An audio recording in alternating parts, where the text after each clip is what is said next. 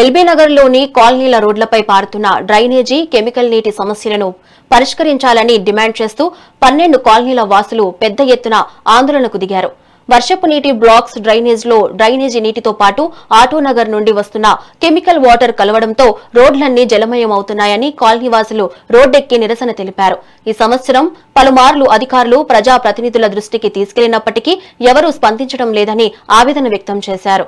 వేసవి కాలంలోనే పరిస్థితి ఇంత దారుణంగా ఉంటే రాబోయే వర్షాకాలంలో సమస్య మరింత తీవ్ర రూపం దాల్చుతుందని ఆందోళన వ్యక్తం చేశారు. ఈ కలుషిత నీటి వల్ల దుర్వాసనతో పాటు చర్మ వ్యాధులు, శ్వాసకోశ సమస్యలు వస్తున్నాయని వాపోయారు. వర్షపు నీటి కాలువల్లో కెమికల్ వ్యర్థాలు కలవకుండా ప్రత్యేక వ్యవస్థ ద్వారా మళ్లించాలని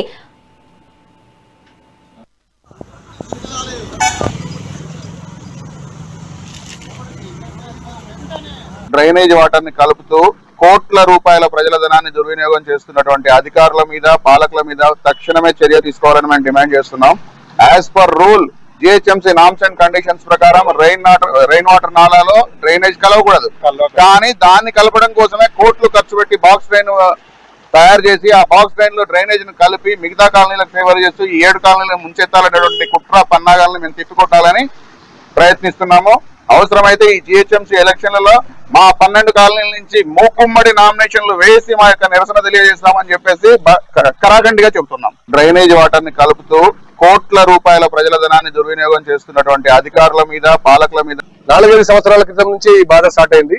ఎప్పుడైతే ఈ ట్రంక్ లైన్, మెయిన్ లైన్ కలవకుండా మా కాలనీ నుంచి డైవర్ట్ చేశారో ఆ రోజు నుంచే సమస్య మొదలైంది. ఆ రోజు 30 లక్షల కోసం టెండర్ వేసి 75 లక్షలకు పోయి 25 ఫీట్ల డెప్త్ డౌన్ వరకు కూడా మాన్యువల్ తవ్వి మా కాలనీని ముంచెత్తే ప్రయత్నం చేశారు. మాతో పాటు ఇప్పుడు 8-9 కాలనీలు మునిగిపోతున్నాయి.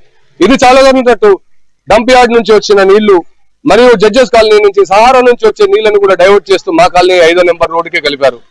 వీటన్నిటిని ఒక వివక్షగా గురి చేస్తున్నారో మమ్మల్ని, లేదంటే కావాలని టార్చర్ చేస్తున్నారో అర్థం కావట్లేదు.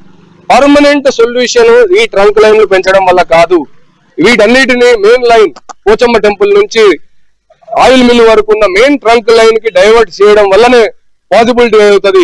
ఎక్కువ నిధులు అయినా కానీ అది ఒక్కటే శాశ్వత పరిష్కారం. ఏ కాలనీ వాసులు కూడా ఇబ్బంది పెట్టకుండా ఈ పనిని ఈజీగా చేయగలిగే సొల్యూషన్ ఒకటి పోచమ్మ టెంపుల్ నుంచి ఆయిల్ మిల్